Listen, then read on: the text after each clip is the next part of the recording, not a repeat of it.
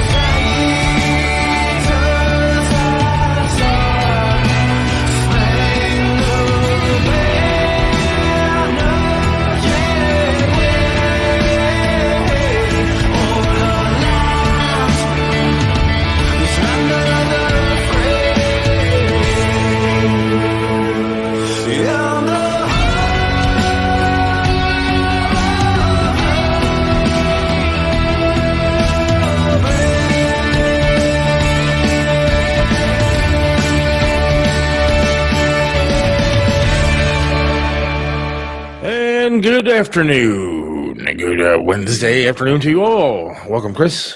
Hello, sir. How are we? Well, I got a mixed bag of emotions right now.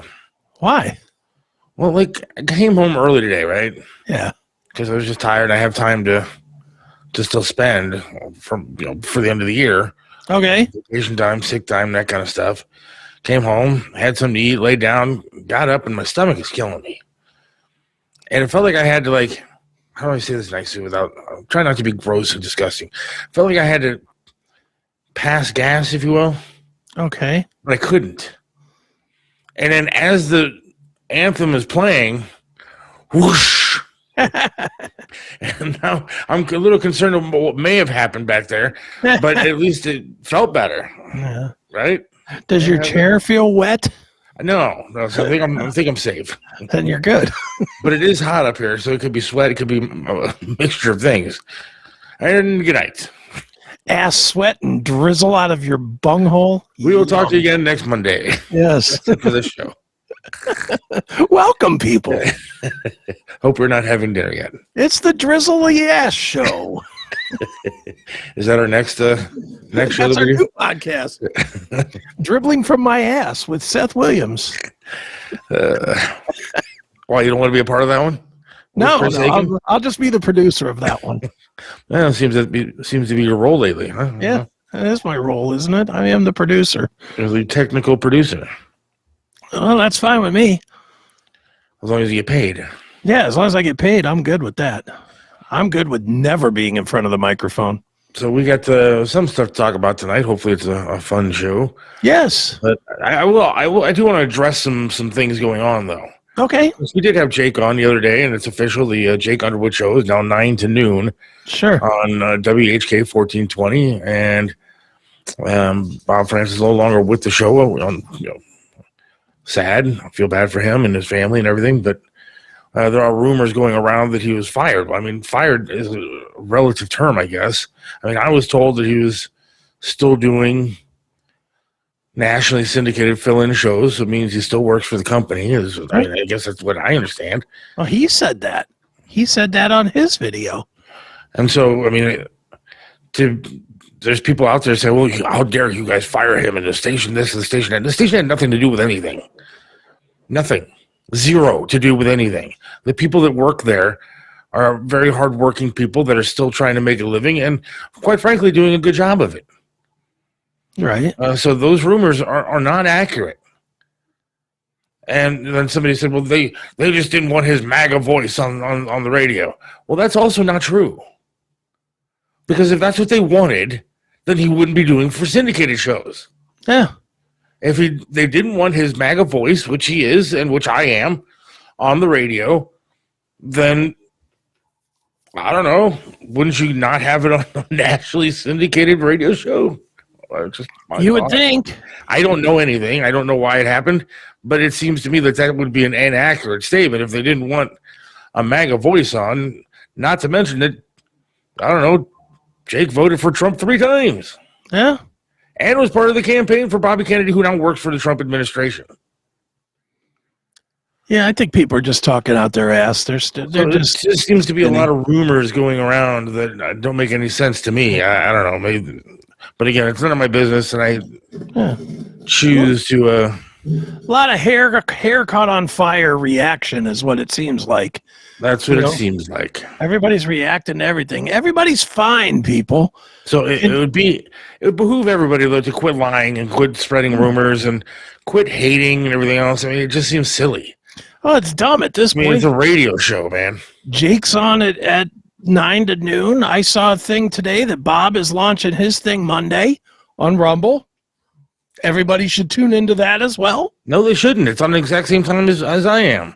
Fuck that. Well, they can tune in after. It's on Rumble. Friends are friends, man. But, I mean, when it comes right down to it, now, if he wants to compete with us, it's on a Rumble, that's what it's got to be. It doesn't have to be seen live. So, I mean, either it is ours. The podcast will be going up soon. So there you go. Pick one to watch live and one to watch and rebroadcast. And I'm not trying to compete with anybody. Let me just get that straight. Radio is a different medium altogether than whatever. Yeah. On podcasting. My only point is you can listen to both.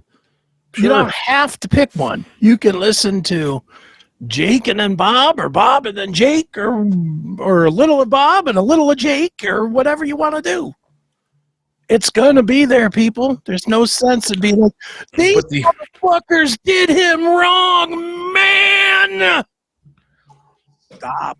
I mean, the lies of the mudslinging and quite frankly, just the bullshit that I keep seeing online is quite annoying. And just be adults here. Quit crying like babies and do what you got to do. Yeah, stop acting like a dem, you fucks. Yeah.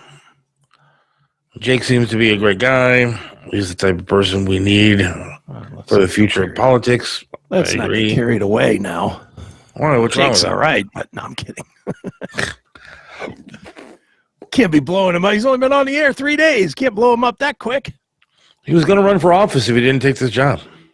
Yeah, well, but he did, so he's not running for office. So how about your buddy Jim there? Noon? I'm just getting out of bed. Oh, he is 90. Okay, so he is a retirement age? Yeah, he's retired. I think he has 2 retirements, I believe. I believe he has like real life retirement and military retirement. Chris just named today's episode. Oh, did I?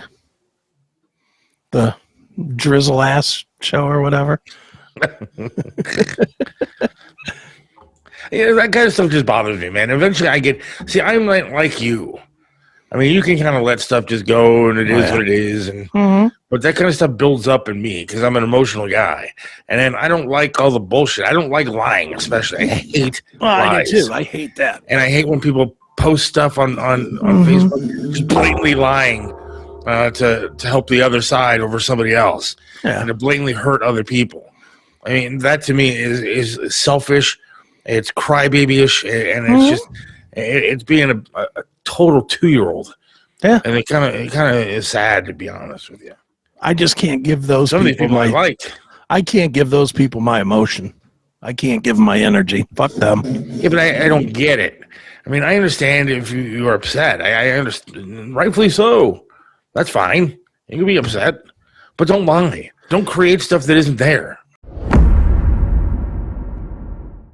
Hey, you. Why are you watching this with commercials? Go commercial-free and unlock exclusive content. Become a VIP today on Locals, Substack, or Rumble Premium. Stop waiting.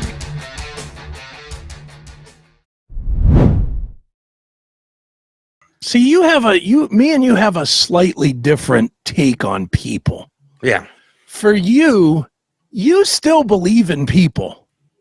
You still believe that somewhere people are inherently good. Yes, I like to believe that. I have come to accept the reality, which is that all people suck 10 bags of dicks. They're all useless. They're all worthless. So I don't give them any emotion, and I don't ever get hurt by them because I don't give them any emotion. I'm just the thing whatever. that also Fuck off. the thing that also bothers me is the using of people. You know, they use you because they need something out of you, and then when that's gone, then they don't want to talk to you anymore. Sure. Like, you know, if our show ended tomorrow, I'd be upset, but I would still talk to you. Sure, of course. Right. I mean, that's the way like friendship is supposed to work. Sure. Not, all right, well, we're done, then I'll see you. Right. And I'm not going to text you anymore. I'm not going to say hi to you anymore. And go fuck yourself. I mean, that to me, again, that's baby, and that's being a 2-year-old. And I don't like to live like that. I can't live like that. I mean, if that's the case, you weren't a friend to begin with. Yeah. No, I agree. I just can't. I can't give negative energy my positive energy. I just can't do it. It's not worth my time. You don't ever think about it. You don't ever go, wow, that really sucks that person would do that to me. No, I really look. I've told this story in my book, so I have no problem telling it here. Had a friend. He was literally my best friend in the world that I grew up with. When I got smoked and I was in the coma, this dude threw a benefit concert for my family to raise money to keep my kids fed. My kids at the time were 3 and a year and a half. And this guy proceeded to steal the money. He stole $6,000 that he raised in my name, you know, for my family. He stole it. Right. And the only reason I found out about it was I was doing a little TV spot for the hospital or something. And you know, at the end they're like, hey, do you have any last words? And I was like, hey, I just want to thank the following people, you know, for doing me right. You know, I want to thank this guy, I want to thank that guy, you know, whatever. And I didn't thank this bar that did this thing for me. And the bar owner called me, and he called me up and he was like, you know, how come you didn't thank my bar? You know, we raised over $6,000 for you. Why didn't you thank us? And I was like, I didn't know nothing about it. And then he told me about it. And then after he told me about it, this guy Scott showed back up at my house. And he showed up with well, dude, I actually invested the money for you, and it's in this tire company, and you know, this whole line of shit, right? And he was like, don't you think you could call the club owner and just tell him it's a misunderstanding? So I said to him, I said, now mind you, I am barely out of a coma at this point. I was a total wreck. Think about like 3 days after you got out of the hospital, this is going on. Yeah. And so I tell this dude, I say, well, you know, fine, I'll call the club owner and get you off the hook. Just bring me the stock certificate. You don't even have to transfer it. Just bring it to me. Bring me the stock certificate to prove that you bought these stocks. So he leaves my house. He comes back an hour later and he goes, dude, I lied. I didn't. I just needed the money. There was this guy and blah, blah. You know how that goes, dude. There's always a story, you know. So what I did was I ended up calling the club owner and I let the guy off the hook. And after the call, he was all thankful to me or whatever. I was like, don't be thankful, bro. This is what you sold our friendship for, 6,000 fucking bucks. You're not in my life anymore. You're not in my kid's life anymore. I don't want to fucking know about you anymore. Go fuck yourself. And after that, I never trusted a soul since, and I never will. I never. If somebody that I literally grew up with, almost literally from birth, we shared a duplex together when we were a year and a half old. That's how long I grew up with this cat. Rip. And I had to cut him loose. And after that, I don't trust anybody because you don't trust anybody. I don't trust anybody. I have my little core circle of people, and that's it. And you trust that core at least. I trust the core. I have my little, as I was telling you the other night, it's like core 11 now because a couple of you have slid in there, but it was called my core 9, and it's 9 people, my mom, my kids. That's the extent of people that I trust. Anybody outside of that circle, fuck them. Like I told you, I have a core of like 3. So. Yeah. I have like a very small core. But you let the emotion of all the other people in. Like I will take no emotion. Like, as an example, if you were going through something major, of course I'm dropping everything I got to get to do what I got to do to help you.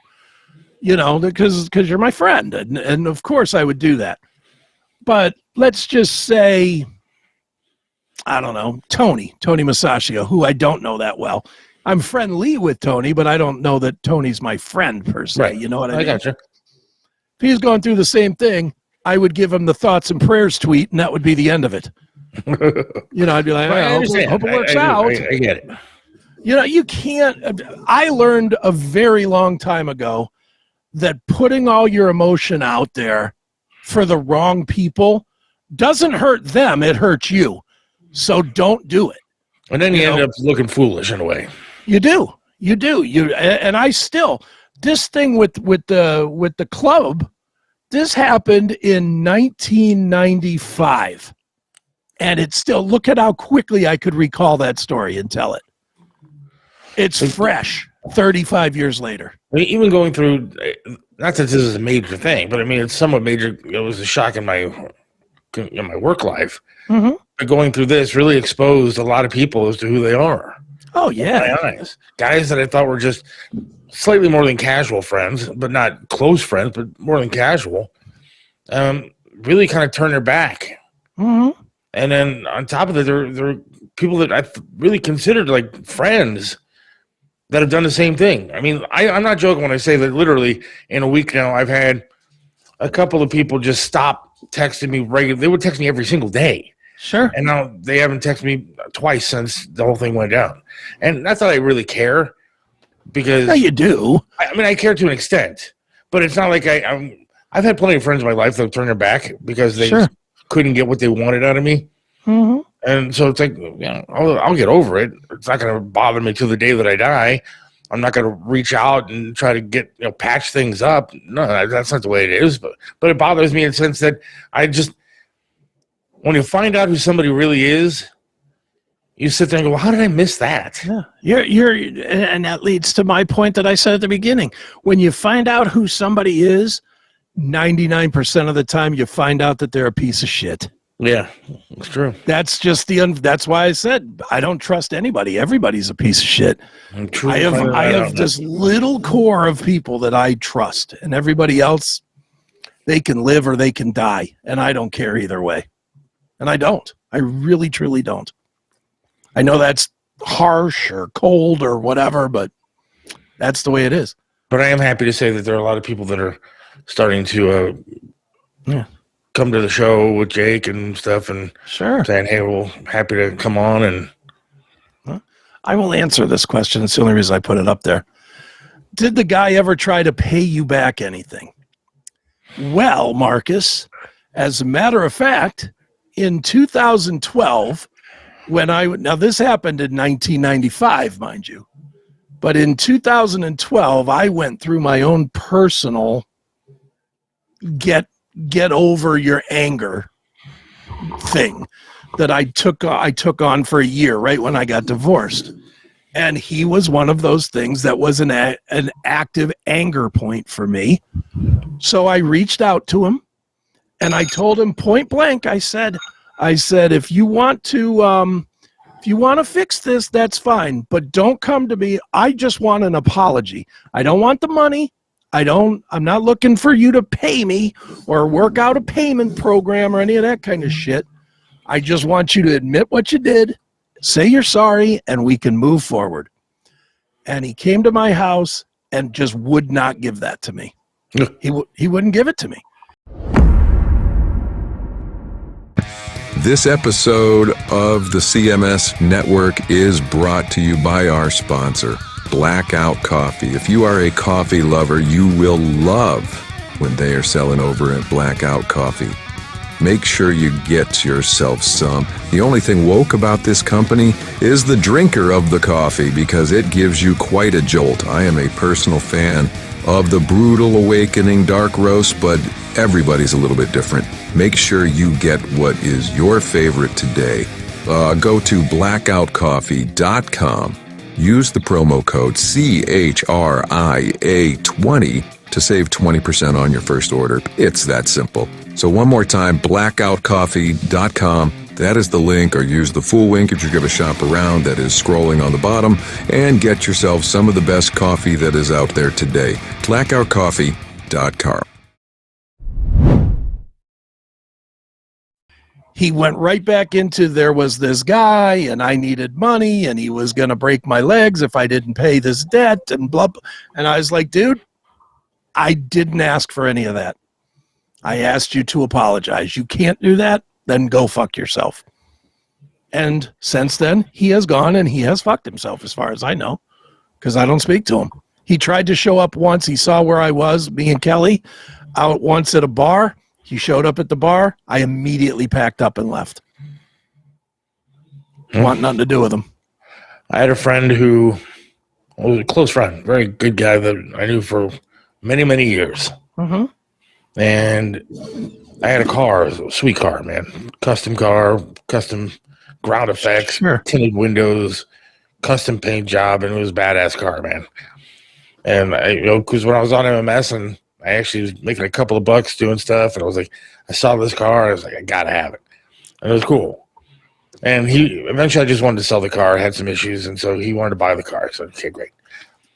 And I was selling it to him for like $3,000, which is a pretty good deal for the car, but never paid me a nickel for the car.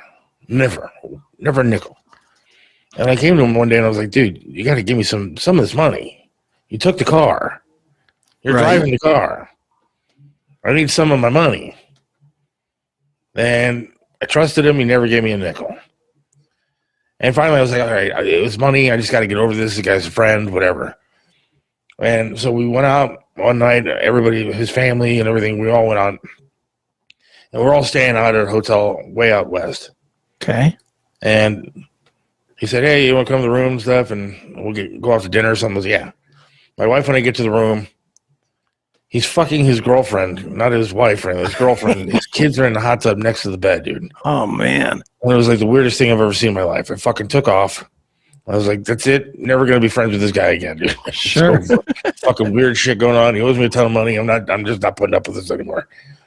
And so didn't talk to him for years until I found out he was dying. Okay.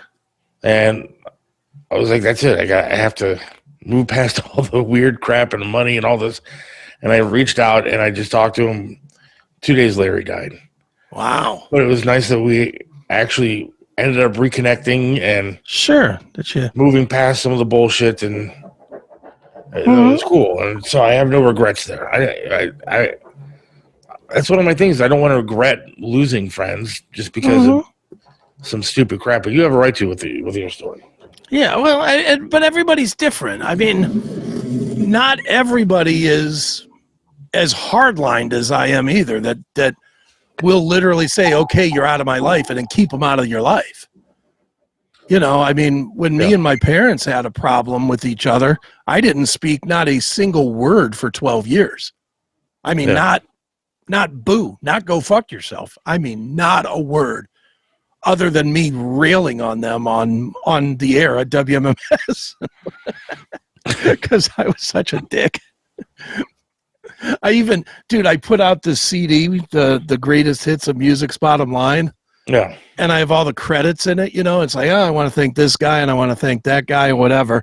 And then like the last credit is, and I hope my mother and father die in a fire.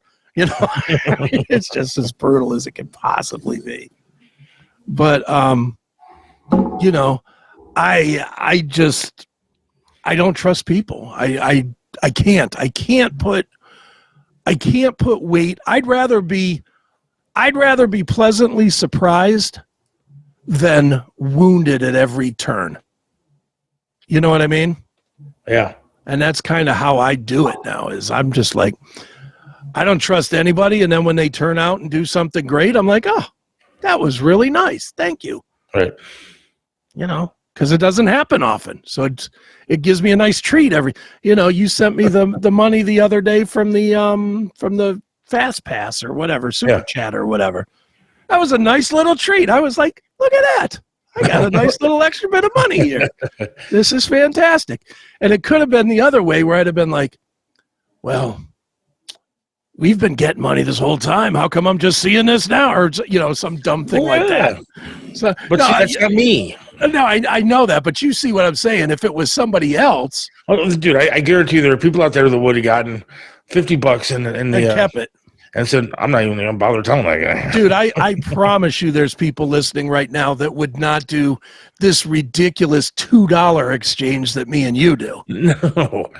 And for you guys that don't know, I'll share it. I'll pull the curtain all the way back so you can see it.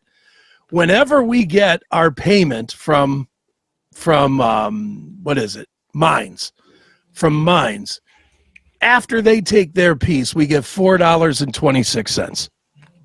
That's it. I send Seth a Venmo for $2.13, 6 or 7 times a month. And when you get like a $10 one or a $5 one, you send me $2.50 or whatever. I mean, the other day, Cody, who listens to the show, everybody out there, just for an example, Cody MacArthur that listens to the show and comments all the time, left $50 in the Venmo account there. It was very nice. It was extremely nice. Very appreciative of it. And so to transfer it there immediately, because I don't want to wait 3 days to transfer the money. Sure. So I take a hit of like 65 cents or something. Right. So I end up putting like $49 and whatever 30 cents or something into my account, and then I'll send you the 25, half of the and I'll take the hit of the 35 cents or 65 cents or whatever it is. But look, I'll never be dishonest with money like that with a friend. Sure. You're my friend, and it's our money. You just don't want to be dishonest on anything. No, that's kind of where I'm at. I don't want to be dishonest about anything. Here it is. This is. I know a lot of people don't like some of the things that I do and whatnot. I get that. That lady, last week? Who said you said they were going to dance on her twisted middle grave if she got in a car accident? Yeah. Yeah, I'm sure she hated that. I'm sure she hates me.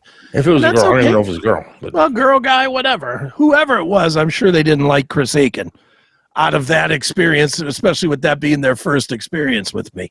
I'm sure that's the case. But I don't care because that person's not in my circle. So whatever.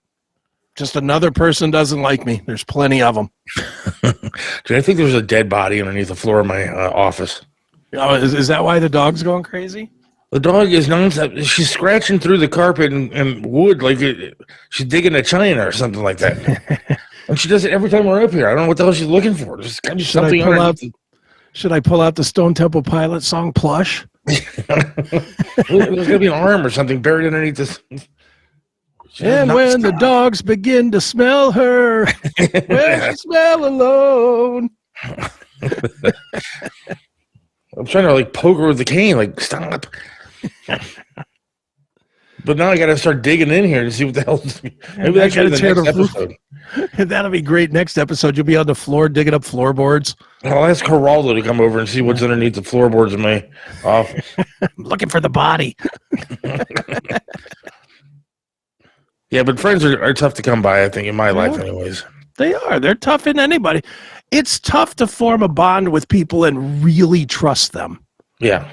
And that's why for most people, they just stick to family. And unfortunately, family's the one that'll turn their back on you faster than anybody. Yeah. Friends actually are afraid to lose friends. Family always just assumes, they'll get over it. Family will turn on you quicker than friends. That's been my experience anyway. Craving the ultimate treat without the hassle? Introducing Randy Trask No-Bake Cookies, the best gourmet no-bakes on the market today. Perfect for parties, events, work vibes, or just pure cookie bliss. Indulge in our peanut butter no-bake cookies or the irresistible chocolate peanut butter fumblers. Local delivery is available in the Ashtabula, Ohio area. Or visit www.rtnobakecookies.com and order your cookies today from Randy Trask's No-Bake Cookies.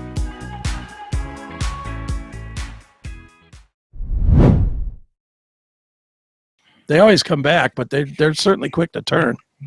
The problem that I've always had is working in radio. Mm-hmm. Like working at the radio station back in the day at MMS, or even people are always like, "Oh, I'm your friend." Only until I didn't give them something, only until the tickets ran out, or only until they used me for what they wanted. Then all of a sudden, not so much. Sure. No, my dog is not in heat. She's been spayed or whatever it is. Yeah. Dude, I have those quote unquote friends in my life that are like, I don't hear from them for a while. And then when I do hear from them, it's like, oh man, we got to get together for a beer sometime. By the way, are you still talking to the guys in Tesla? Could you get it so that I could meet them? Hey, Chris, man, love that show you do on Saturday nights. I'm heading up to PA tomorrow. Any chance I could get into play some pinball? I get that a lot too. I do get that a lot too. Dude, and they make it out like it's to my benefit. Dude, we're going to go out to Pinball PA tomorrow, man. We're going to spend the whole day there. You think you could put us on the list? Well, how does that fucking help me? Right. How did that help me in any way? Oh, that's right, because I know you're there spending my electricity. Right. Thank you. Thank you so much for going. And using my machines to the point that they break. Yeah. Oh, I got to repair a flipper now? That's another $8. Thank you. Thank you. Oh, you chipped one of the balls? It's $12. Thank you. Thank you so much for fucking up my place. But you're helping me. Thank you. You're a good friend. Yeah, you're a great friend by asking me to get you in free. Appreciate you. But yet you'll pay to go to fucking 8-Bit there in Lakewood. You fucking jizzballs. Stop asking me for freebies. Somebody told me there was another one of those things out there somewhere. There might be a mobile one coming soon. Where? It'll be mobile. What? It'll be mobile. Oh, really? Yeah. I'm working on something. That'd be cool. Dude, things never stop over here at at Demand Palace. A Billy Moore's food truck / pinball mobile truck. Oh, that would be the guy I'm talking with. Nice. We're having some conversation. Attach his ice cream truck to like a big thing that you guys can drive around and just have a full day event. $1,000. You get your food, you get your ice cream. Have a whole party kind of thing. You have a truck that comes up with games. $1,000. Kind of cool. Kind of fun. Yeah, something we're working on. When he's not sending me pictures of his lovely wife's ass. Dude, seriously? Yes. Well, then you're not my friend. To see a true friend would be sending those pictures on to other friends. Well, I'm going to derail the show here. I am absolutely going to derail the show. Because this is a little too good. It's not, again, we say this all the time about Billy. Yeah. This guy has won too many goddamn lottery tickets in life. How does that? He took some of mine. He just wins. I don't get what it is with this cat, but he never loses. He always. The one thing I'll never complain about is my wife, though. I sure wouldn't compare. I wouldn't leave the house for this. I mean, I would leave the house for this. I wouldn't leave the house if I had this. If I had this waiting for me. Look at this. Oh.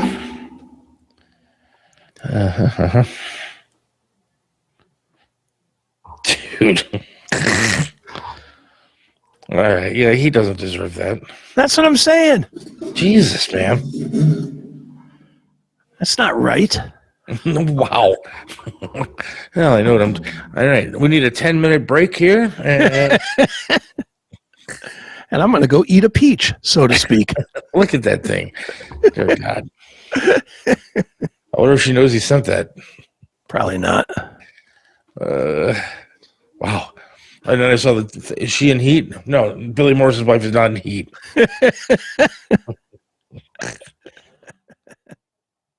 We did have a topic to talk about today. She might be in Heat. Who knows? Who knows? I don't know if she is. That might be why Billy stays with her. Who knows? That'd be why I'd stay with her if she was in Heat.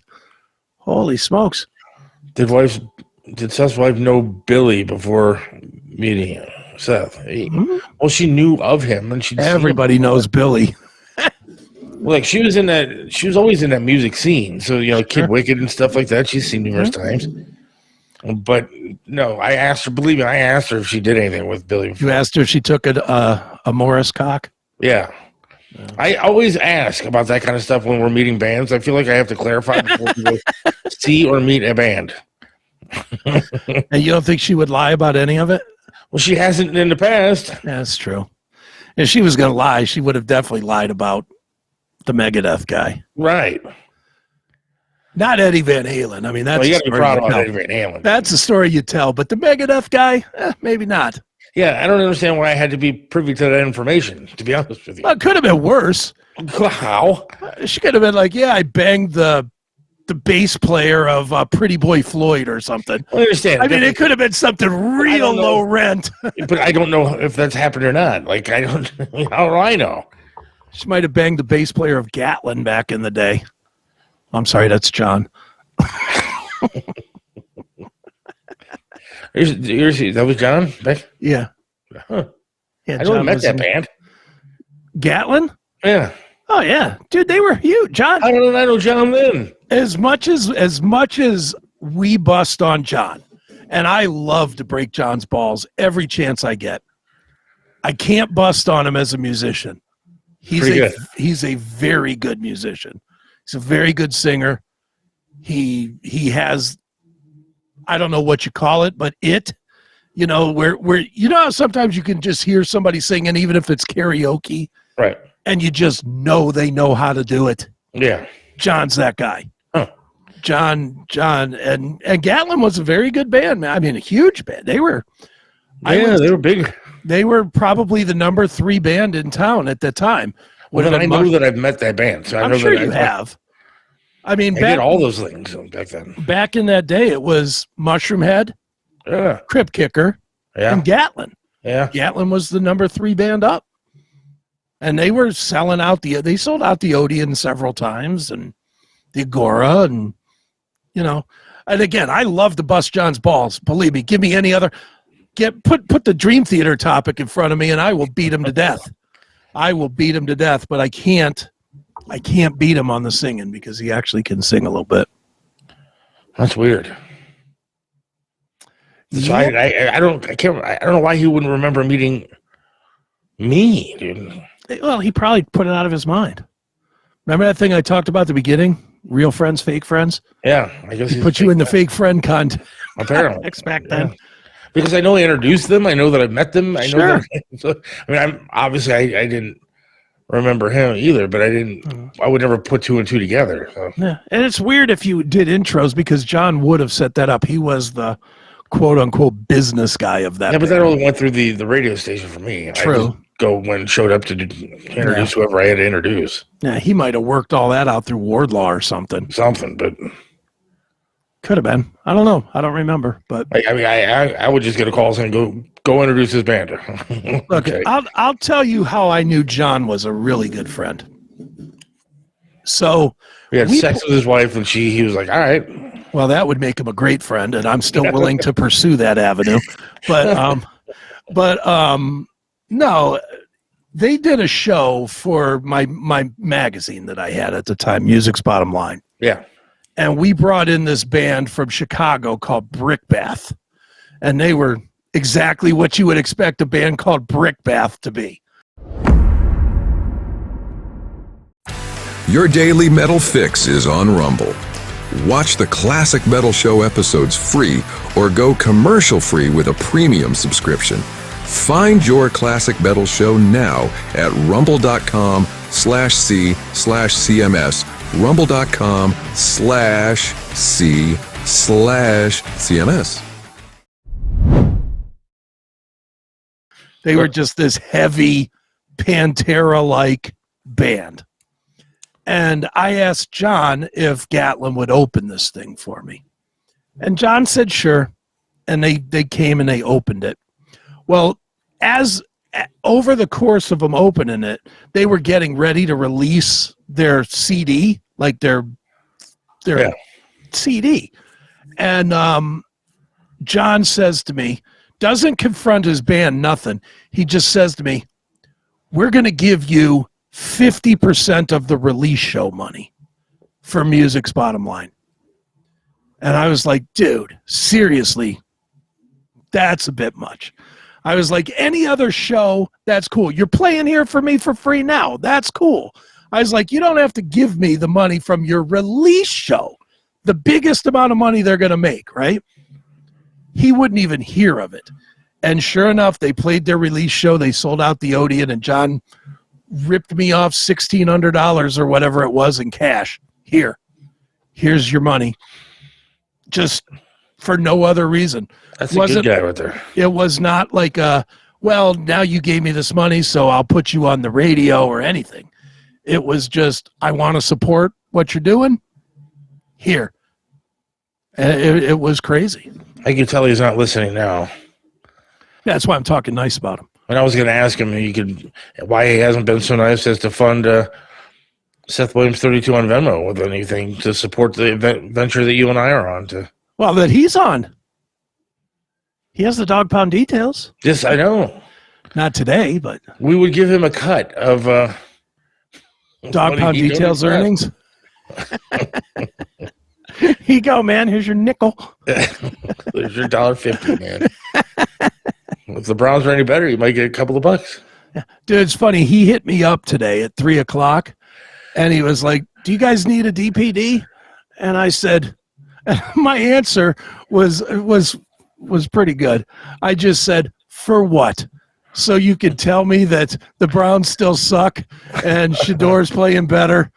And he was like, "Yeah, that's about it." But yeah, so before we blame him for not having a Dog Pound Details, he was going to do it. I just said, what's he doing today? He's working. How is he so busy? He's got his job. He has a real job. Believe it or not, that guy manages people. Yeah, I'm fairly concerned about my wife tonight because of her job. Why? What's she doing? Stripping? Yes.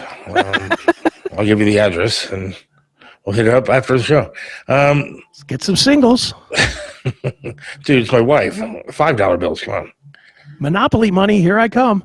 No, they're having like a work. I'm not going to say where she works or anything like that, but they're having like a work Christmas party or something. Okay.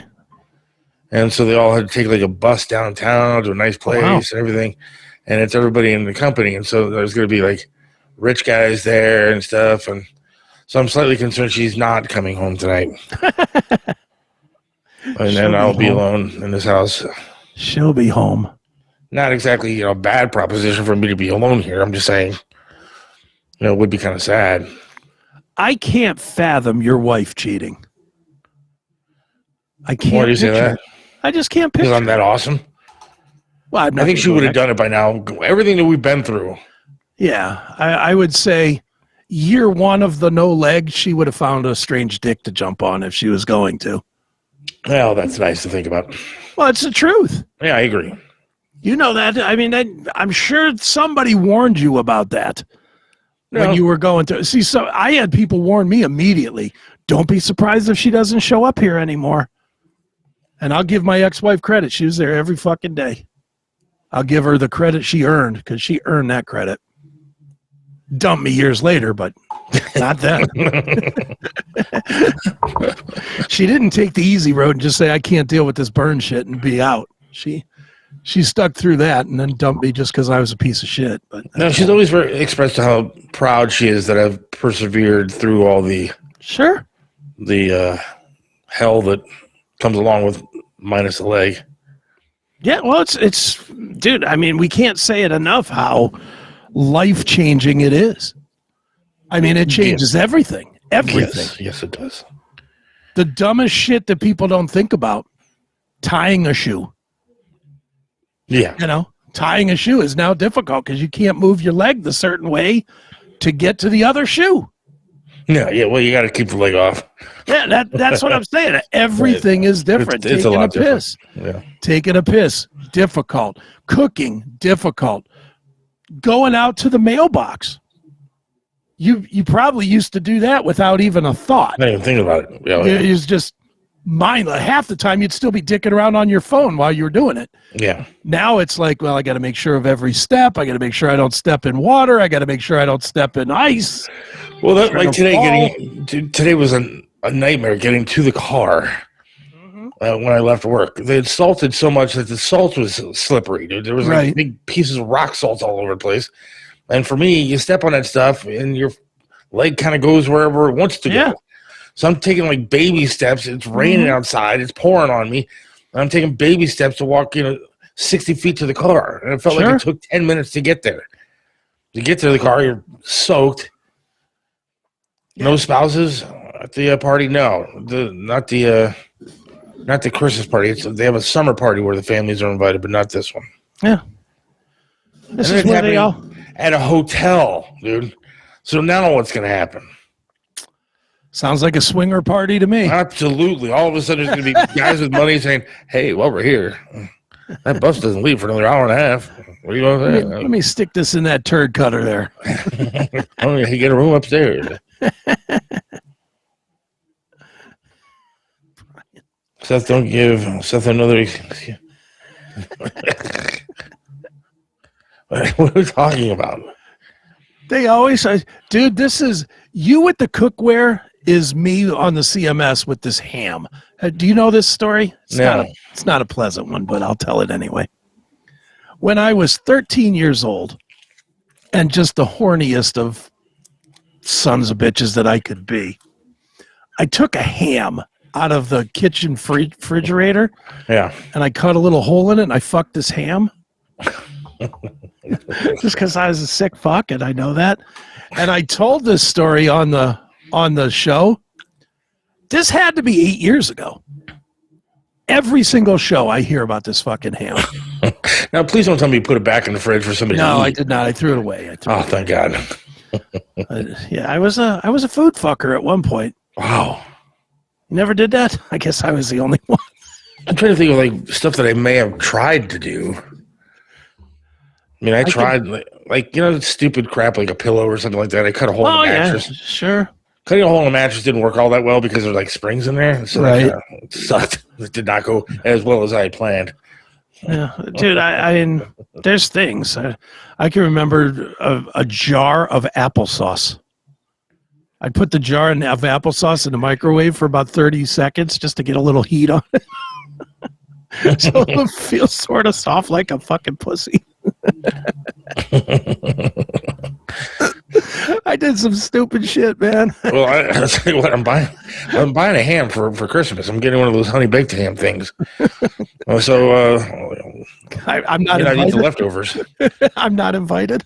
You are not. You will not be attending the. Well, once the ham is gone, you can come on. You'll cut that little circle bone out the middle and hide it from me.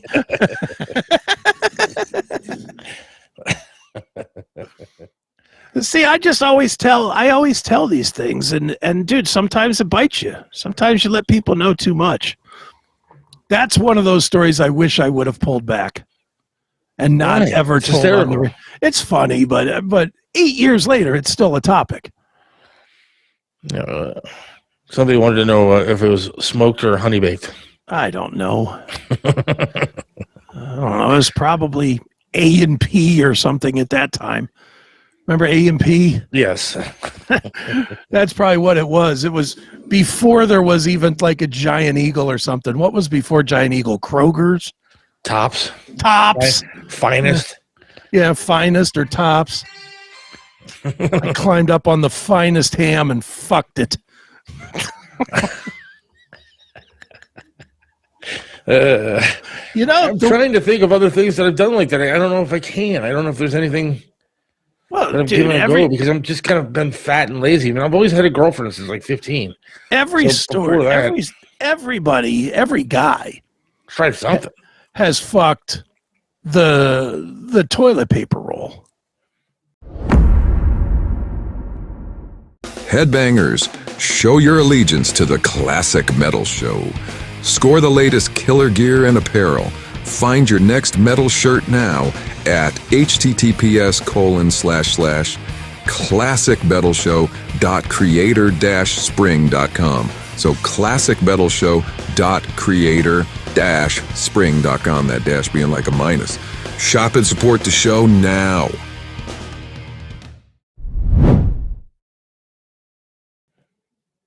You've done that, right?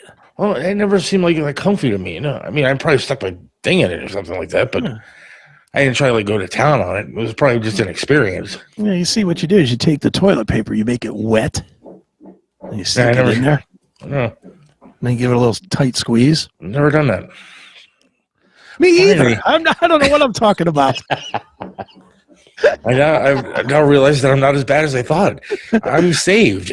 I'm a sick fuck. God is looking down at me going, you aren't that bad, Seth. Don't worry about it. I am the first one to admit that I did a lot of weird, stupid shit. I remember burning the head of my dick on a light bulb. Jeez, yeah, I think you told that story. Because I just wanted to see how hot it was. Fucking stupid. But I did. I burned my dick on a fucking light. And then I burned my dick again when I got fucking burned. Lucky it didn't get burned off. Your fucking dick has been through some trauma. My dick has felt the fire. And not just from bad pussy.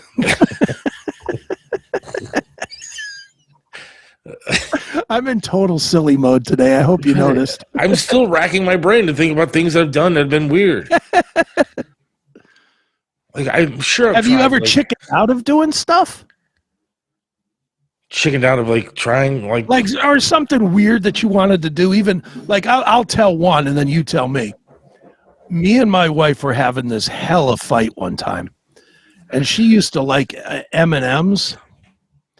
And I remember I poured all the M&Ms in a bowl, and I was going to dip my balls in the M&Ms all over the M&Ms. And then I just chickened out of it at the last second. I just chickened out because I was like, I can't do that to her. I did try the whole hot tub hole, jet hole. Oh yeah. Oh wow. Dude, you're lucky it didn't take your dick right off. Yeah, I know. I've never read stories about stuff like that, but I mean, I didn't actually, fulfill the attempt. I mean, I tried, but right. It wasn't going to happen. Yeah, I've done some weird. I'm a weirdo. I know it. I don't think I've ever done anything with food though. With Cheese Whiz, I did. What you do with cheese? I used Cheese Whiz on your junk. Wasn't exactly on your junk. Yeah, with an ex, okay. And we filmed it, and because it was a whole. That had to look gross too. Food and stuff. Well, I wasn't checking it out while she was using it on me, but what was she doing? Covering your dick with Cheese Whiz and then going down on you? So then she had a big old orange mustache. Yeah, she had a mouthful of Whiz, Cheese Whiz. Ronald McDonald face going on. Yeah, it just didn't go well, dude. It just was not. And then of course, it was an hour-long thing stuck on video, and now the video's lost. I don't know where the hell that video went. There might be some site out there that has fucking Cheese Whiz dip Seth on it. That's a fetish, cheese whiz. I have no, but it was awful. It was not. Some of these things seem like they're going to be erotic at the time. You know, what was that movie? 9 to 5 or whatever? No, not 9 to 5. That was not the part. Speaking of places to put your dick. I can't remember what movie. No, I can't remember what movie it was. They started using whipped cream and all that kind of shit, and you sit there and go, "Ah, this 9 is and a half great weeks or something." Yeah, 9.5 weeks. That's what it was. And then you're sitting when you actually try that stuff. You said it's sticky, it's nasty. You have to clean up before you try any other sex stuff. I mean, it's horrible. It's nothing erotic about it, especially when you have a mountain of a belly like I do. You're trying all this, you get chocolate dripping down the side of you and stuff. And you're like, it's terrible. There's nothing erotic about this at all. It's just a giant mess of cheese with chocolate. Total mess. Crap. Dude, when I was in the Army, this was when I first met my now ex. We decided we were going to fool around with honey. And I bought like way too much honey. You know, it was the smart thing upon re-looking at it would be to get a little bit on your finger and maybe rub it on her nipples or on her pussy lips or something and lick it off. Jesus. You know, something like that. We're just kind of licking it off the pussy or whatever. Something like that. What did we do? Dude. Everywhere. And it got everywhere. It was all over our faces from like I rubbed it all over her tits and I was motorboating her and it was like all over my face and in the hair, everything. Well, here's where I didn't think very closely. Where we were at was in the barracks on the 3rd floor, which was the girls' floor. So I had to, when we were done, I had to get dressed in the only clothes that I had, which was a pair of spandex and a t-shirt, a muscle tee. And I'm covered with this fucking honey. And I had to walk downstairs in front of everybody in the barracks into my room, get a towel, then go and take a shower. And back then it was like an open bay shower. And I'm trying to wash off honey, which, as I'm sure you're aware, doesn't come off with just a little bit of soap. You got to really get in there and dig that shit. So I'm like really in there digging into my balls and my ass and everything else, trying to get this honey out of every crevice that I have. Holy shit. Yeah, stuff like, again, you think it's going to be erotic when you go for it. Like strawberries. We're trying to get strawberries and eating strawberries off of bodies and this, that, and the other thing. And like, then you realize that it's just sticky. So now everything's red and sticky, and it's just terrible. No, food does not belong in the bedroom. Really. I mean, you can. I'd rather have a steak in the bedroom. At least I'm going to get full and enjoy it. The only time it's okay in the bedroom is some of like the edible panties or some shit like that. If you want to get into something a little kink. Remember, and like Spencer's used to sell that stuff, was like Astroglide that tastes like chocolate or whatever it was, and that stuff you blow on it, it heats up or whatever. Yeah, that stuff was cool back in the day. I mean, like I remember, dude. I mean, like my first girlfriend, it was like we should have like had stock in Spencer's lotions because we bought that shit like every single day. And it was, I mean, but that stuff is fun. But then when you try real food, and you're like, dude, this is just a giant mess, dude. Don't have dessert on it. Dude, all of that stuff is always bad. Food, anything that they've ever told you would be this amazing experience is not. A threesome is not an amazing experience. I did not. I mean, I don't want to say I didn't enjoy it, but I could tell you that after the first one that I was still with the same girl and she was willing, guess because the other guy fucked her better than me or something. I don't know.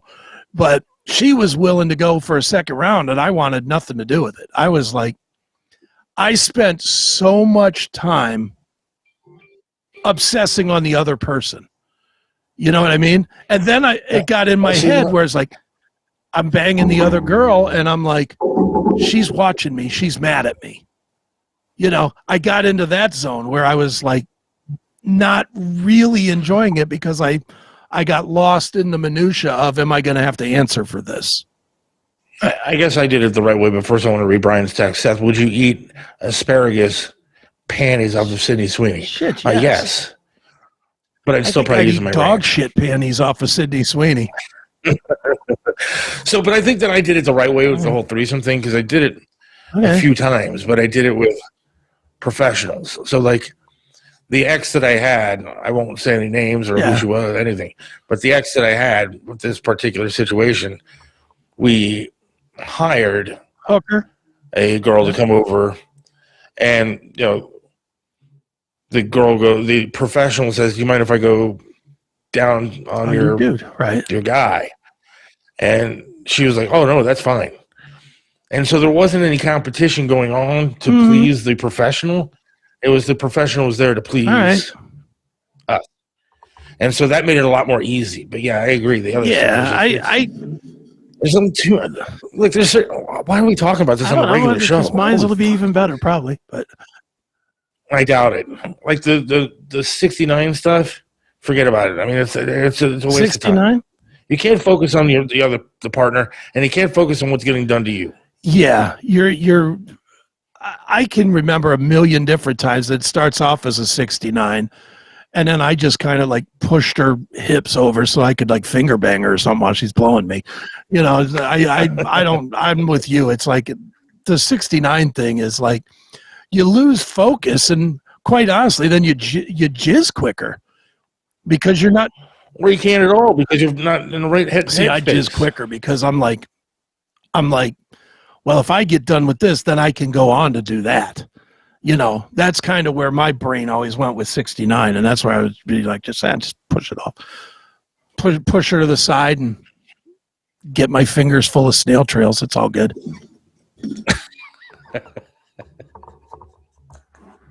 I phrase things well, don't I? Yes, you do. You have a very You have a great way of theater of the mind. Especially on this topic. Any other topic, I'm boring as shit. We're talking about Trump, and I'm theater of the mind you're good at theater of the mind, except for it's a theater that's burning with children inside that are running for their lives. We talk about anything else, and I'm boring as hell. We get into this, and I'm like, yeah, let's get that turd cutter rolling. And now all I'm picturing is my wife at the hotel downtown doing food and turd cutting stuff all over the ass up floor. In the air. Come on, baby, hit it. All right, we can stop that whole altogether. That's terrible. We did have a topic to get into today. Want to play a commercial and get into that? Let's go ahead and play a commercial because nobody's signing up for a land down thing. And well, let's see if this joke convinces them to sign up right now. It's next Friday, people. A week from Friday. Let's go. Sign up. Sign up. Here. All right, here we go. Play the commercial. The Epstein list. 2 names that were on it, supposedly. David Copperfield. And it's not fair. You don't know why he was there. Kids love magic. It could have been innocent.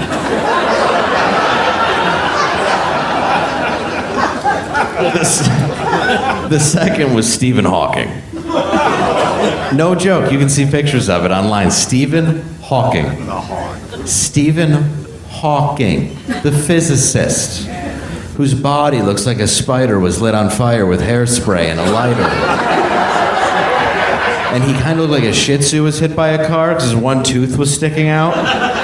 And he had like a bulbous eye, and he was like, "Hey, how are you?" And everybody's like, "He's talking with his blinks." And I'm like, "I think it's the black guy from Police Academy."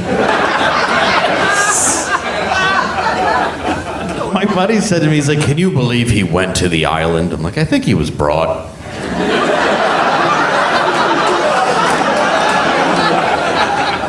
I'm really not sure if he planned the trip. Let's go on my blow plane. We're not getting far. That's got to be the easiest guy to get on the island. He's not going to hurt you. Just flip him on his belly, start hitting him with shoes. He don't know. If he wasn't a pedo, that's a hilarious thing to say he was there. I mean, kind of funny, right? If you're like, who should we put on the list? And somebody's like, I got an idea.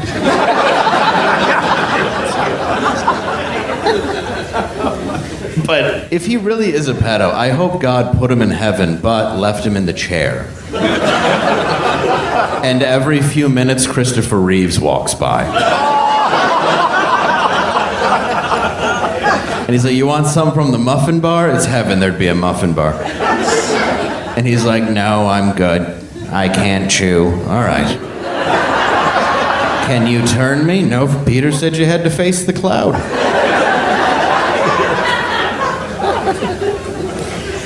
Get ready for a live podcast event you won't want to miss. The Seth Williams Show is going live and in person on Friday, December 19th, and they're bringing a comedy heavyweight, famed comedian Dave Landau. You know him from his hit show Normal World on Blaze TV, Kill Tony, The Joe Rogan Experience, and more. This is your chance to see him up close. And we're talking full treatment. Enjoy a free lunch provided by Smokin' Rock and Roll, plus dessert courtesy of Randy Trask's no-bake cookies. Mark your calendar, Friday, December 19th during the day. Remember, this is an invite-only event, so you must be available.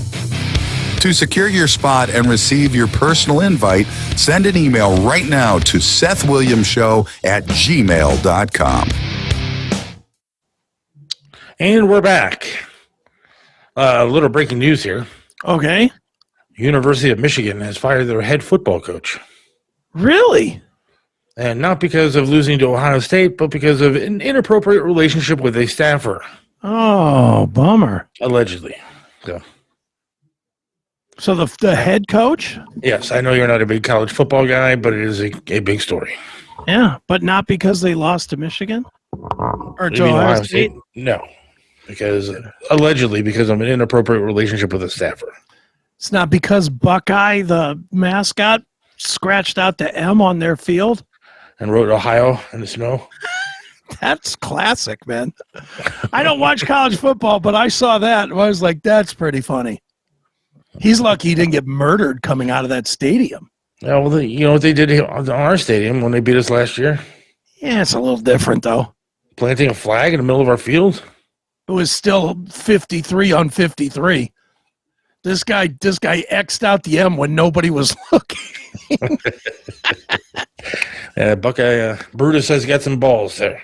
He does. You know damn well they packed up the uniform and put it in a box or something. He just walked out like he was a player or something. Oh, yeah. You know, he didn't walk out and say, yeah, I did that, bitches. Probably walked out with a Michigan shirt on. He probably did. Go blue. Woo. Woo. All right, so minus the snail trails, we have a different story to talk about for at least a half hour. And we'll get back to the dirty stuff on mine, so sign up. Gene Simmons is a terrible human being. Yes. Came out and said that apparently they don't make enough money and that radio should be paying bands for their work. Okay. And I worked in rock radio for over a decade. Right. Still working in the business of radio. Mm-hmm.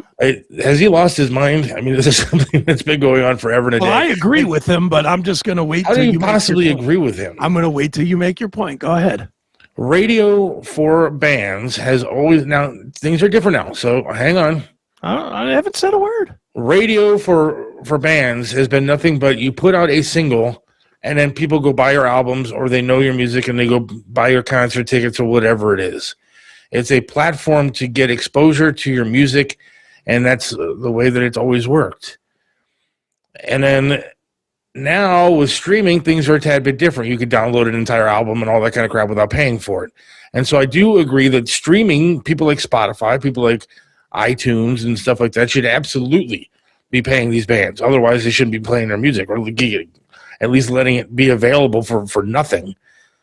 I mean, the band should get a cut of something going on streaming. But when it comes to radio, the record companies, the bands decide what's going to be a single, what's going to be put out for the public to hear, and that makes them decide whether they want to go buy an album or not. I mean, that's the way I looked at it. When I heard a song on the radio, I was like, dude, that fucking song rocks. Mm-hmm. I'm going to go buy that CD. I'm going to go buy that tape. And that's what I did. But certainly I don't think the radio company should be paying for it. That's something the bands put out there. You don't want the exposure, don't put it out there. MTV paid royalties. I look at TV as a little bit different. I mean, the videos they were making videos, and to use it like that, I guess, is a different medium. But maybe they shouldn't have been. Just for promotion, though.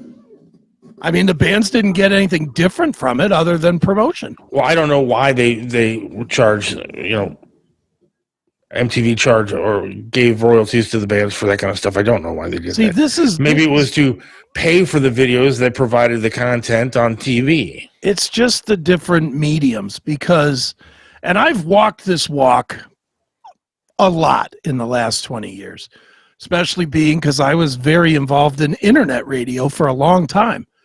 And the RIAA ran internet radio pretty much out of business because they charged a royalty rate. Now, internet radio is not downloading. Internet radio is, in most cases, just simulcasting what's on the regular radio. Right. Get more metal in your inbox. The Classic Metal Show is on Substack. Listen or watch for free or subscribe for VIP exclusive content. Find us at cmspn.substack.com. So if a 98.5, the classic rock station, if they're streaming online, they're streaming Us and Them by Pink Floyd right now. Yeah. They're paying nothing as a radio station, but they're paying 0.3 of a cent or whatever times the number of listeners, times the TLH, total listening hours. They're paying that for the streaming side. Explain to me why. I don't know. Makes sense. I mean, radio's been around for how long? And I mean, streaming is relatively new when it comes to that kind of stuff. Answer. Well, I don't know what the answer is. When you get in your car, do you connect your Bluetooth and then listen to whatever you listen to? Me? Podcast or yeah. I usually just listen to radio. This is a regular radio? Yeah, that's me because I like radio.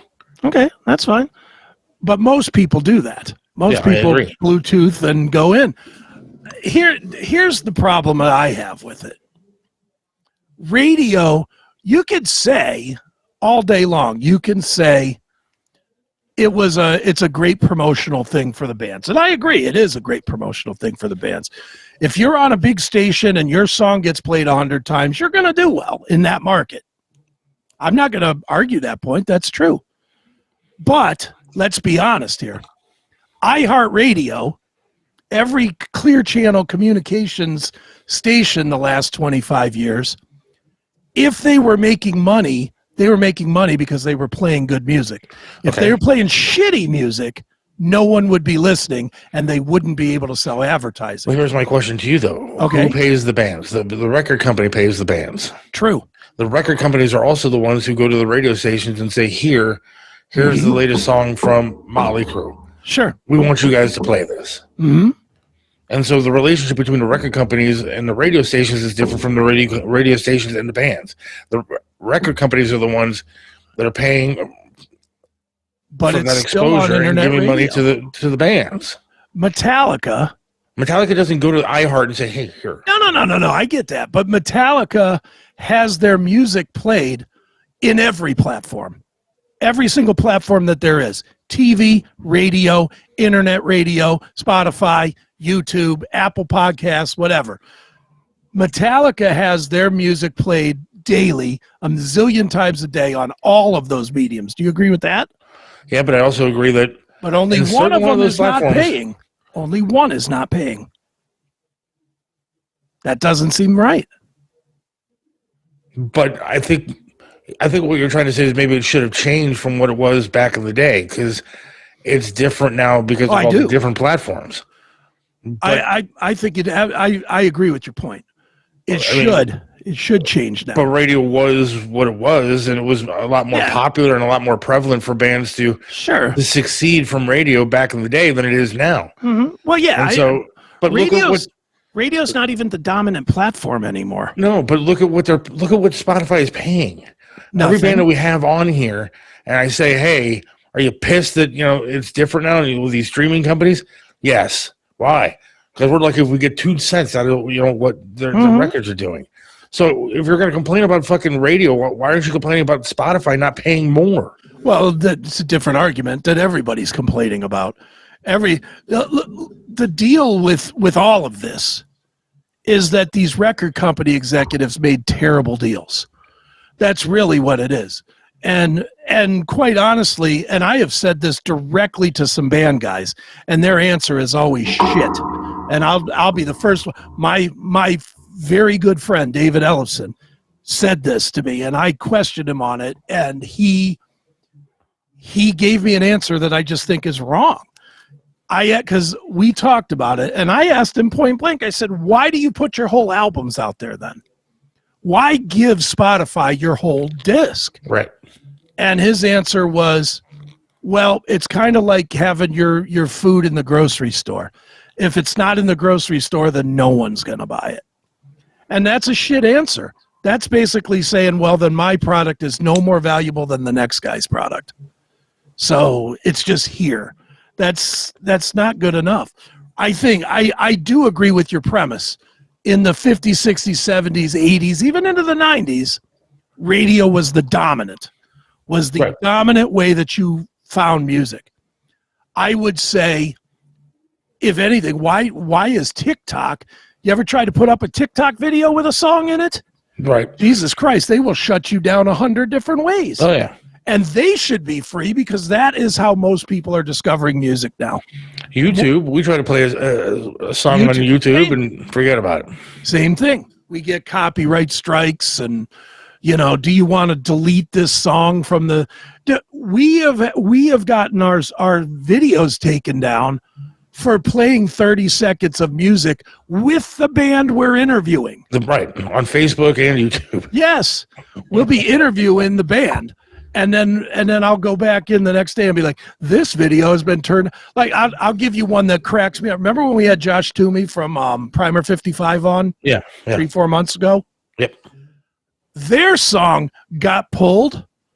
I disputed it, and I lost the dispute.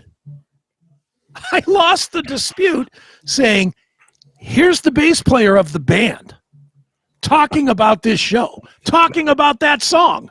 Right. No, you can't play that. That's crazy. It's all crazy. Look, everybody's gotten too greedy. That's the first thing. Everybody's gotten too greedy. The reality is, the way it should be is, there should be no royalties for any of this shit. I'm sorry that the bands don't like that, but that's just the way it goes. Once you've been paid in advance and you record your music and you give it to a record company and the record company puts it out there for the world, that's the end of it. Same as it should also be the end of it with, I don't want Donald Trump to use my song at his well, you know what, fuckstick? You put it out there for the whole world to use. Right. So fuck you. But that's how they stop that, is by pulling the rights, the digital rights to use these songs. I mean, in some ways, I think you're right, because again, I can go on the radio tomorrow, and during Jake's shows, sit there and pick whichever song I want to play. Yeah, it doesn't matter what I want to play, and I'm going to play it on the air. And it's not a rock radio station, it's not any kind of music station. It's just a talk radio, and I can pick whatever song I want to play. Right. And I'm not going to get charged for it. I don't have to pay anybody for it.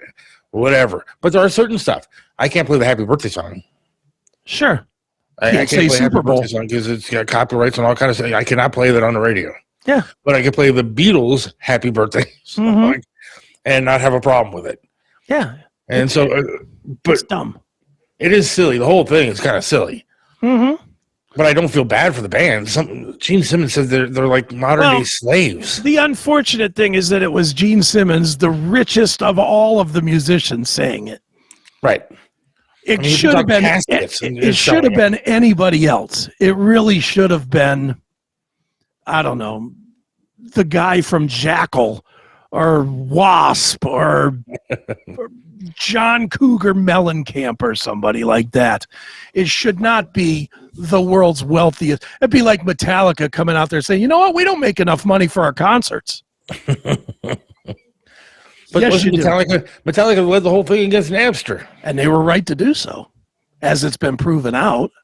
Dude, I used the hell out of that back in I the did day. too. I used Napster and LimeWire and LimeWire was great. Pirate Bay and all. Dude, one of the funniest ones ever. Right when that was all happening, I did a phone interview with Dave Mustaine, Yeah. Megadeth, and we got on it. We got talking about it because it was a hot topic at the time. And we were talking about it, and he was his usual shitty curmudgeon self. Yeah.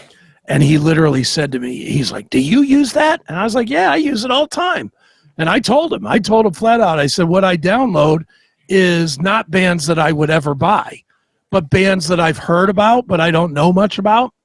And I'll listen to it. And if I find something I like, maybe I'll buy it. You know, like, I still remember the example I used was the band Triumph. Remember that band Triumph? Of course. Fight the Good Fight and those songs. Yep. Well, other than their like 3 hits, I know nothing about this band. Yeah. Follow the chaos. The Classic Metal Show is live on X. Stream all the episodes for free, watch the show live every Saturday night, or just get there and find out what is going on with the Classic Metal Show. Get your metal feed, x.com/CMS Rocks.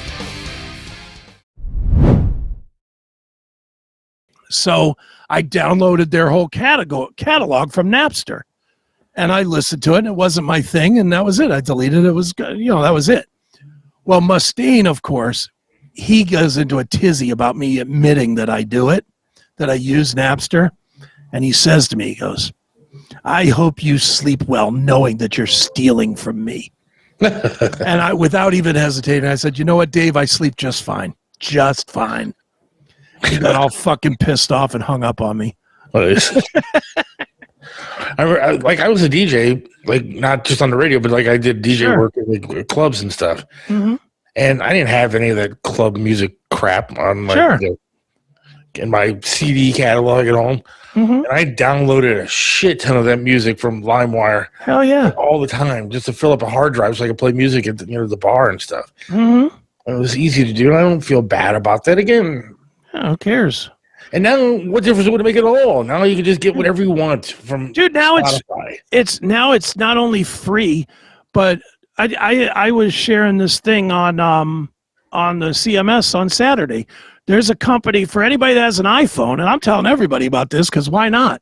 There's a company out there called Demus or Demus, Demus. It's not available for Android yet, but if you have an iPhone, put the app on your iPhone or put the app on your tablet, your iPad or whatever. It is Spotify Pro for free. No charge, no ads, no nothing. There's ads in the app.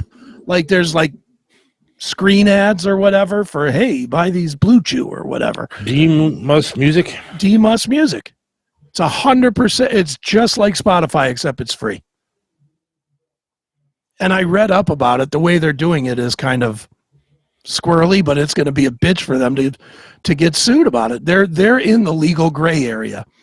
They're using YouTube's API, which is think of it as like a handshake between their software and YouTube, but it's software that YouTube puts out there, and they're using it legally to create an illegal product.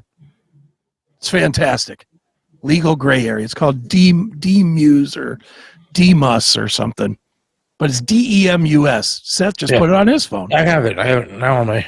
And now look up any band you want. Look up Five Finger Death Punch or Metallica or whoever. They're all there. Everything's there. Can I send notifications? If you want to get notifications every time they add an album. But it's 100% free. This is crazy, dude. It looks good. It looks just like it, right? It looks just like Spotify. When it's orange letters. Yeah, that's the same thing. Five Finger Death Punch. There it all is. Yeah, play a song. Just hit on any song. It'll play.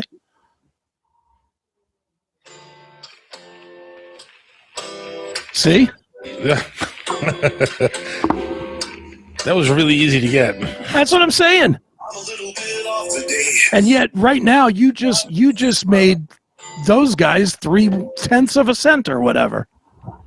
I like that song, by the way. I like that band. Five Finger there, right? But there you go. That's how crazy this is. We're talking about paying artists or whatever. Look at how easy it is to get music. It's 100% there. It's free. Yeah, well, Gene Simmons can kiss my balls. And apparently, if you're a Kiss fan, you can also kiss his balls because he was saying stupid shit about Ace. Dude, he actually apologized this morning publicly. Oh, really? But what a dumb... He literally goes online and says, well, Ace is the product of his own fuck-ups. You don't die from falling downstairs. Who doesn't die from falling downstairs? People die all the time from falling downstairs, especially old people. Isn't that how most old people die, is from falling down? You know, what is Gene thinking? What was he implying? That somebody pushed him? And no, he's implying that Ace was a fuck-up, was probably drunk and fell down his steps. Which has been Gene's mantra forever. It's why Gene and Peter didn't play at the final Kiss show, because they were afraid that Ace would show up too fucked up to play. So they didn't have him on the stage, allegedly. It's sad. Gene's a douche. He's a wealthy douche, but he's a douche. You know. He just did. Eddie Trunk said I went off on Gene. He did go off on Gene. I'm not bringing it here because it's 30 minutes long. Yeah. And we have like 3 minutes to go. But but yeah, Eddie did for a full half hour just launch on Gene. But what an asshole he is. And he was Ace's friend too. Like legitimate friends, not just hey, I've got his phone number in my phone, therefore he's my friend. You know, they were like legitimate friends, and for Gene to be saying such stupid things about Ace, of course, Eddie used his platform to, and good on him. I like to beat up on Eddie a lot. I'm not going to beat up. I'm going to tell you guys that are hoping that I do on Saturday, you're going to be greatly disappointed, because I don't think I listened to the whole 30 minutes. I didn't think he said anything wrong. He said Gene was an asshole for saying something like that a week after the man's death. He's right. Everybody thought Gene was kind of an asshole forever, didn't they? Yeah. Well, and I mean, let's be real. The right move is, look, the man died. I feel bad for him. He was a big part of our history. Thank you. Right. That's all you got to say. You don't have to be like, well, you know what? I'll bet you he had a fucking fifth of Ouzo in him and he fell down the steps, stupid dick. Right. You know, I mean, what is he doing? Why would you even imply that? Now, 2 years from now, that's one thing. But I mean, when did Ace die? Like 2 weeks ago? A month ago? A month ago. And it hasn't even been more than a month. It's too soon for a guy that was in a band with him to talk shit about him. A band with him for a long time. Two stints. 2 stints with that guy. And you're going to talk shit within a month? That's not right. Sorry, Gene. That's just not right. I don't like Kiss either. I'm not a big Kiss fan. So my wife went to a couple of Kiss shows, right? Okay. And her and her sisters are twins. Yeah. And twice they got moved from like rafter seats to fucking front row. And the fucked up thing is, I know one of the people whose seat they took.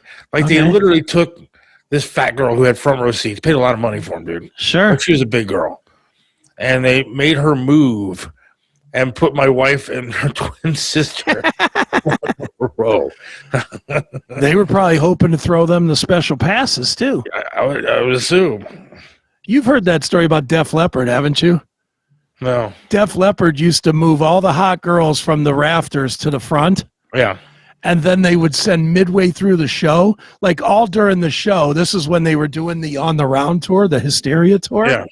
All during the show, each guy had a guy, and they would point out the girls that they wanted. And at about the halfway point of the show, the bouncer guys or whatever would go out into the crowd and be like, hey, Joe Elliott wants to meet you after the show. Here's a special pass. And Rick Savage wants to meet you. And they would pass out passes to get all the hottest girls to come and fuck the band.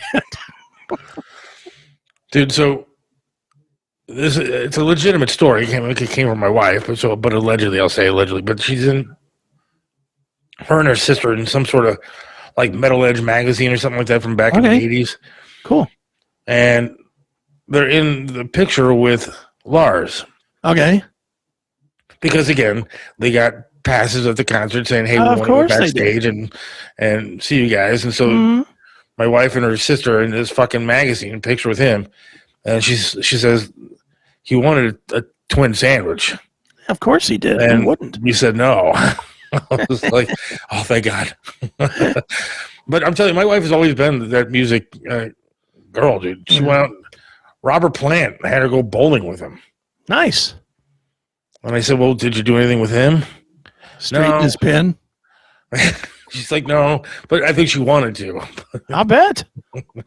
But she was. Look, if you were a dude, if you were a dude, and every time the bands, or if you were a chick, and every time the bands came into town, they wanted to fuck you, you'd fuck every one of them.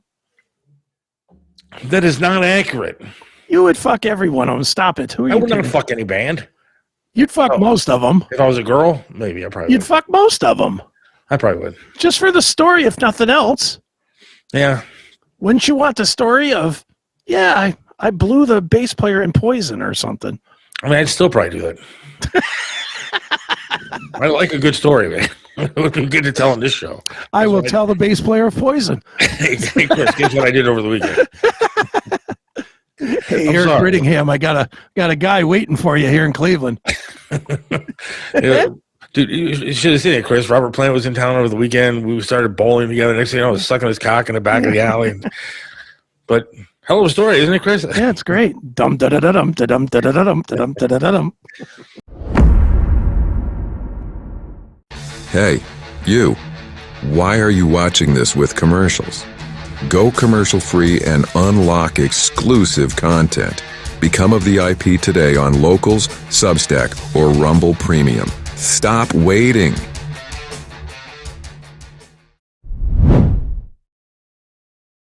You think our followers would go up? You think I could get Robert Plant to donate to Seth Williams 32 on Venmo if I did that? I'll bet you were doing that banshee scream that he does in that song. Up my ass. All right, are we done here? I think my life. What's sad is it might not be that far fetched. Yes, we're done. All right, if you thought this was entertaining, wait till you see us on Minds here in a minute or three. Thanks everybody for listening. We appreciate it. God willing, we'll talk to you on Monday, but we will talk to these special few that turn into Minds. Yes, in about 3 minutes. So Thanks again. Be safe, everybody. Have a good week. See ya. Yeah.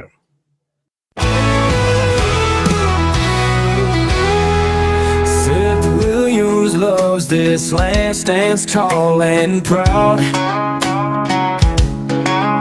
Believes in freedom, speaks his mind out loud. Mentored by Trip, he learned to be tough. Life knocked him down, but he got back up.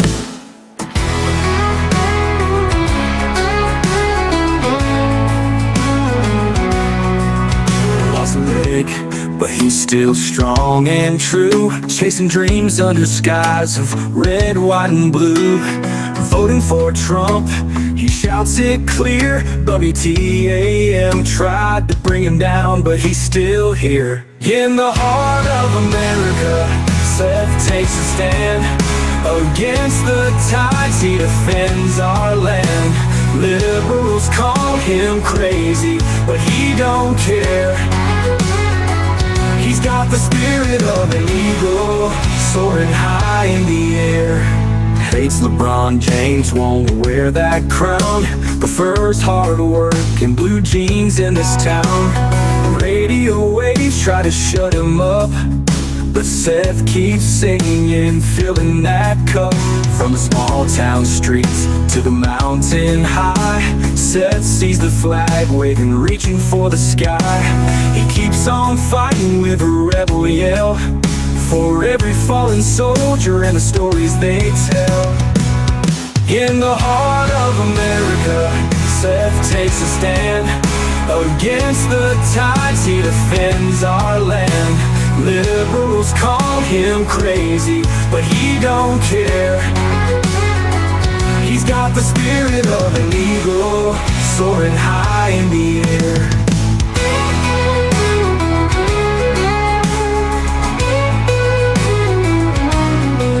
On the small town streets to the mountain high, Seth sees the flag waving, reaching for the sky. He keeps on fighting with a rebel yell, for every fallen soldier and the stories they tell. In the heart of America, Seth takes a stand. Against the tides, he defends our land. Liberals call him crazy, but he don't care. He's got the spirit of an eagle, soaring high in the air.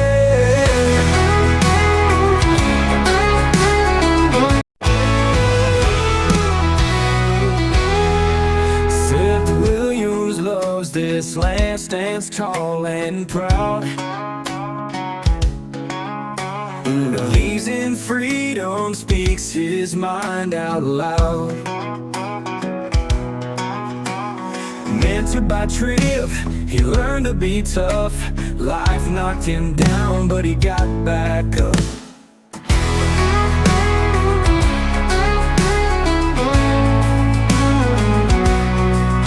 Lost a leg, but he's still strong and true, chasing dreams under skies of red, white, and blue.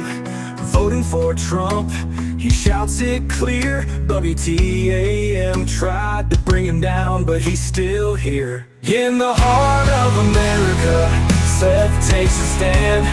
Against the tides, he defends our land. Liberals call him crazy, but he don't care. He's got the spirit of an eagle, soaring high in the air. Hates LeBron James, won't wear that crown. Prefers hard work and blue jeans in this town. Radio waves try to shut him up, but Seth keeps singing, filling that cup. From the small town streets to the mountain high, Seth sees the flag waving, reaching for the sky. He keeps on fighting with a rebel yell, for every fallen soldier and the stories they tell. In the heart of America, Seth takes a stand. Against the tides, he defends our land. Liberals call him crazy, but he don't care. He's got the spirit of an eagle, soaring high in the air.